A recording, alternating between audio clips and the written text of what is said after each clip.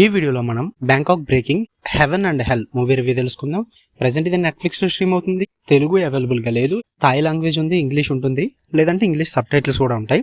Duration వచ్చి 2 hours 29 minutes ఉంటుంది భయ్య. ఇది ఒక సర్వైవల్ థ్రిల్లర్ అండ్ దీనికి సంబంధించి 2021లో బ్యాంకాక్ బ్రేకింగ్ అని ఒక సిరీస్ వచ్చింది.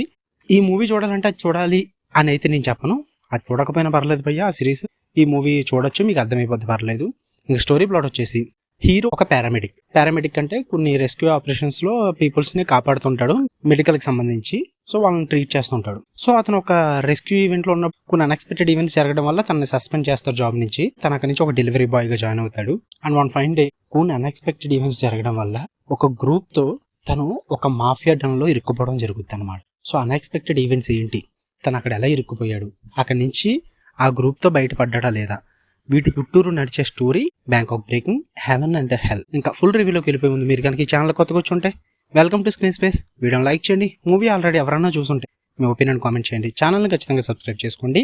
ఈ మూవీ మొత్తానికి నాకు నచ్చిన పాజిటివ్స్ వచ్చేసి ప్రొసీడింగ్స్ భయ్య. Start to end every proceeding అయితే నాకు బాగా నచ్చింది.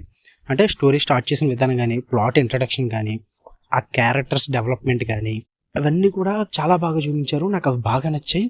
ఇది సర్వైవల్ థ్రిల్లర్ కాబట్టి మధ్యలో డ్రామా కొంచెం ఉంటుంది.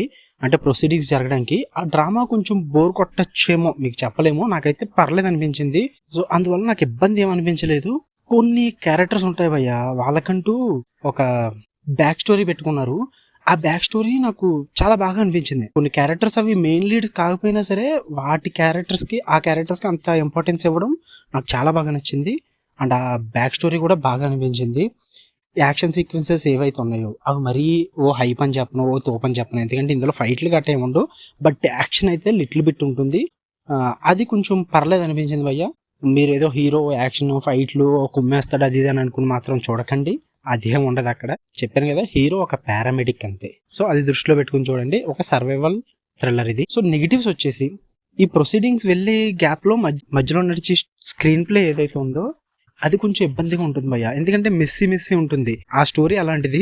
సో ఆ మాఫియా చూపించే చోటు కానీ, ఆ మాఫియా వాళ్ళని చూపించే చోటు కానీ, బయట జరిగే సీక్వెన్సెస్ కానీ, ఈ హీరో చుట్టూరు జరిగే సీక్వెన్సెస్ కానీ, ఇవన్నీ కూడా కొంచెం క్లమ్జీ ఉంటాయి.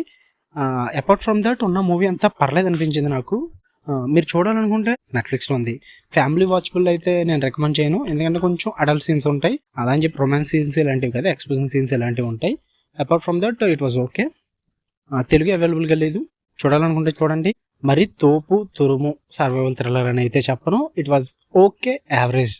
అంటే టైం పాస్కి చూడొచ్చు భయ్య, ఫార్వర్డ్ చేసుకుంటూ. మీకు రివ్యూ నచ్చితే వీడియో లైక్ చేయండి, ఛానల్ ఖచ్చితంగా సబ్స్క్రైబ్ చేసుకోండి. Love you all, bye.